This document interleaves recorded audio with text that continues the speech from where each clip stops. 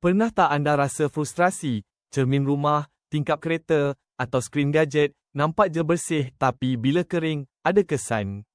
Muka tak bermaya, kita dah cuba macam-macam, dari air sabun, cuka, surat khabar lama, tapi hasilnya tetap sama, kesan kotoran atau garis-garis. Ini masalah global, tapi ada satu rahsia yang pakar pembersihan simpan ketat-ketat. Ia bukan produk mahal, tapi sejenis cecair kimia ringkas yang mampu buat keajaiban. Namanya isopropyl alkohol atau lebih dikenali sebagai IPA. Kenapa IPA ini sangat istimewa? Jawapannya terletak pada sifatnya yang unik. Ia sangat cepat meruap. Ini bermakna, apabila anda menggunakannya, ia akan mengering dalam sekelip mata, tanpa meninggalkan sebarang residu atau kesan air.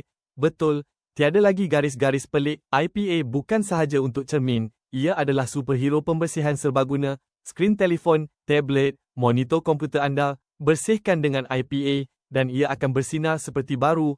Permukaan keluli tahan karat di dapur anda. Gunakan IPA, dan lihatlah bagaimana kotoran minyak dan cap jari hilang sekelip mata. Malah, untuk cermin kereta yang berhabuk dan berminyak, semburan IPA mampu buat cermin anda jernih seperti baru keluar dari kilang. Ini bukan sekadar bersih, ini adalah tahap kebersihan yang anda tak pernah capai sebelumnya. Dengan IPA, anda bukan cuma membersih, anda sedang melakukan revolusi pembersihan di rumah anda.